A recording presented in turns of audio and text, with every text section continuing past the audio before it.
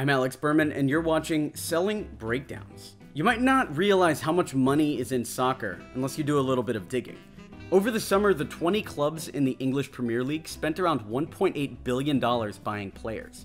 And this doesn't include the players' contracts, which can easily add another $1 billion, probably much more. And there's another transfer window in winter, so they're not even done for the season. To give you a comparison, in the United States, the NFL draft in 2016 came to about $1.2 billion all in, and that's for all 32 teams. This summer also saw the biggest ever sports transfer, $262 million for Neymar, a Brazilian who moved from Barcelona to Paris St Germain.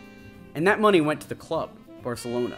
The player himself signed a contract for 5 years worth around $270 million. So today we're going to look at the money behind soccer and major sports in general and see if it makes financial sense for just one human being to command $500 million. So here's something a major sports club will never openly say, but it's true. Sports fans are the greatest customers a business could dream of. Why? 1, they're intensely passionate about your product. 2, they're loyal to your brand for life and will almost never go to a rival. 3, your brand is a part of their identity, their friendships, even their family.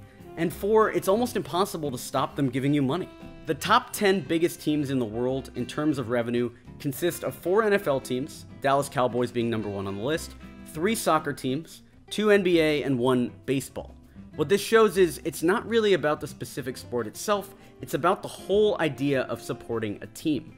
You have fond childhood memories of going to the games with a family member. You have numerous parties around famous victories, and often, the sports team is the most famous export of your local area. It's tapping into nostalgia, which is maybe the most powerful marketing tool of all. You can see a whole video we've done about nostalgia and marketing down in the description. And you don't need to actually go to the games to create wealth for the team. They have diverse revenue streams, sponsors, TV deals, advertising, and an endless amount of merchandising. Which brings us back to the individual player's value. The clubs make some prize money from winning tournaments, whether that's the Super Bowl, the Champions League, or the League One title that Neymar will be competing for in France. But the real value is that they gain a bigger fan base. We all like to support a winner, so when you're a kid watching the games, live or on TV, you want to be a part of those big victories. The successful teams have more fans, and it takes a longer period of failure to reduce that fan base. Great players help teams win and become more popular, so they have a value there, but players that are already very famous, such as Neymar is, can also bring a huge amount of fans with them. I can guarantee you that there are more Paris St Germain shirts being sold in Brazil right now than ever before. The club also benefits from a huge boost in media coverage, which can lead to better advertising deals and larger sponsorship deals. So the strange reality is that when you're buying a superstar player in soccer, his success on the pitch is probably only a secondary benefit to the club, if we're talking from a purely financial sense. And what many fans don't realize is that it's always their money. Even if you never go to the games and think memorabilia is dumb, well, you know that sports bar you go to shout at the TV? They put the beer price up in order to pay for the sports TV package.